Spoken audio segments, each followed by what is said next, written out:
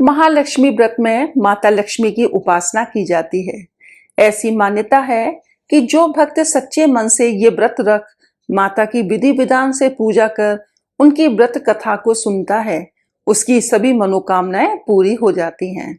तो चलिए माता लक्ष्मी का नाम लेते हुए उनकी कथा का श्रवण करते हैं। एक समय महर्षि श्री वेद व्यास जी हस्तिनापुर पधारे। उनका आगमन सुन महाराज धृतराष्ट्र उनको आदर सहित राजमहल में ले गए। स्वर्ण सिंहासन पर विराजमान कर उनका स्वागत किया। श्री व्यास जी से माता कुंती तथा गांधारी ने हाथ जोड़कर प्रश्न किया, हे महामुने, आप त्रिकालदर्शी हैं, अतः आपसे हमारी प्रार्थना है कि आप हमको कोई ऐसा सरल व्रत तथा पूजन बताएं जिससे हमारा राजलक्ष्मी, सुख संपत्ति, पुत्र पौत्रादि व परिवार सुखी रहे।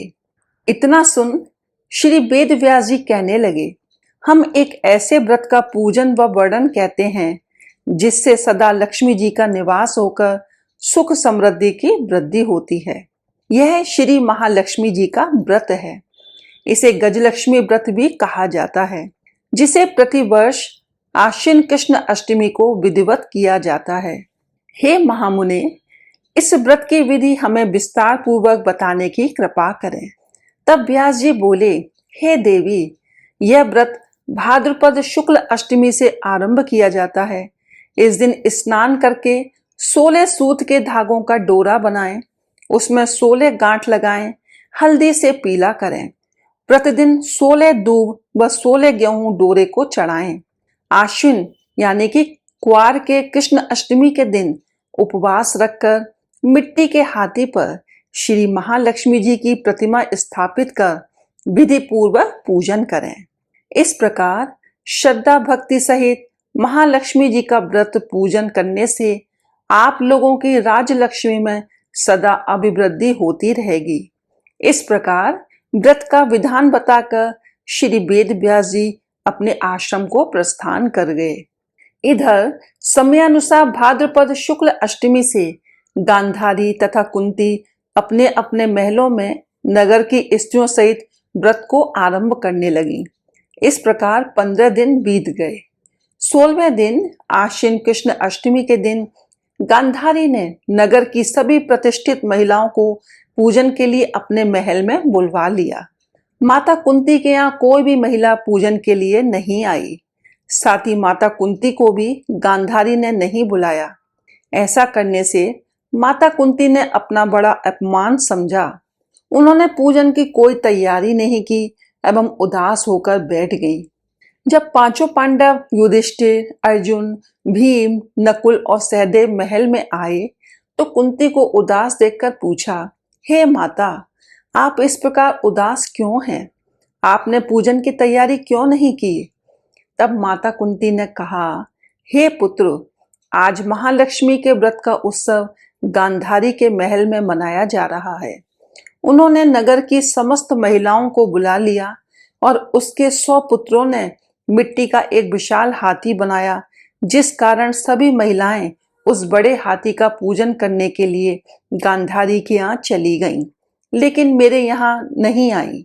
यह सुनकर अर्जुन ने कहा, हे माता, आप पूजन की तैयारी करें और नगर में बुलावा लगवा दें कि हमारे यहाँ स्वर्ग के ऐरावत हाथी की पूजन होगी।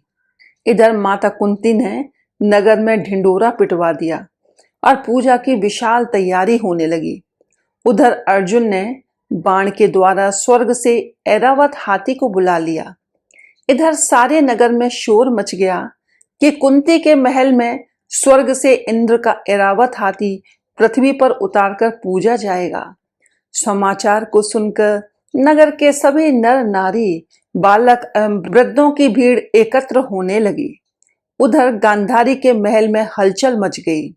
वहां एकत्र हुई सभी महिलाएं अपनी अपनी थालियां लेकर कुंती के महल की ओर जाने लगी। देखते ही देखते कुंती का सारा महल ठसाठस भर गया।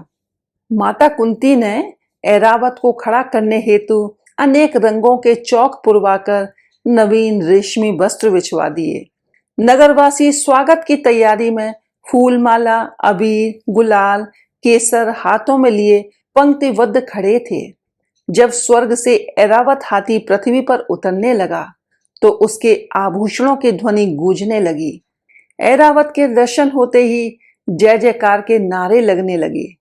सायंकाल के समय इंद्र का भेजा हुआ हाथी ऐरावत माता कुंती के भवन के चौक में उतर आया। तब सब नर नारियों ने पुष्पमाला, अबीर, गुलाल, केसर आदि सुगंधित पदार्थ चढ़ाकर उनका स्वागत किया। राज पुरोहित द्वारा ऐरावत पर महालक्ष्मी जी की मूर्ति स्थापित करके वेद मंत्र उच्चारण द्वारा पूजन किया गया। नगरवासियों ने भी महालक्ष्मी पूजन किया। फिर अनेक प्रकार के पकवान लेकर ऐरावत को खिलाए और यमुना का जल उसे पिलाया गया। राज्य पुरोहित द्वारा स्वस्ति वाचन करके महिलाओं द्वारा महालक्ष्मी का पूजन कराया गया। 16 गांठों वाला डोरा लक्ष्मी जी को चढ़ाकर अपने अपने हाथों में बांध लिया। ब्राह्मणों को भोजन कराया गया। दक्षिणा के रूप में स्वर्ण आभूषण, वस्त्र आदि दिए गए। इसके बाद महिलाओं ने मिलकर मधुर संगीत लहरियों के साथ भजन कीर्तन कर संपूर्ण रात्रि महालक्ष्मी व्रत का जागरण किया। दूसरे दिन प्रातः राज्य पुरोहित द्वारा वेद मंत्र उच्चारण के साथ जलाशय में महालक्ष्मी जी की मूर्ति का विसर्जन किया गया। फिर ऐरावत को विदा कर इंद्रलोक को भेज दिया। इस प्रकार जो स्त्रियां श्री महालक्ष्मी जी का विधि पूर्वक व्रत एवं पूजन करती हैं, उनके घर धन धान्य से पूर्ण रहते हैं तथा उनके घर में महालक्ष्मी जी सदा निवास करती हैं। तो इसलिए महालक्ष्मी जी की ये स्तुति अवश्य बोलें। महालक्ष्मी नमस्तुभ्यं, नमस्तुभ्यं सुरेश्वरी, हरि प्रिये नमस्तुभ्यं, नमस्तुभ्यं दयानिधे।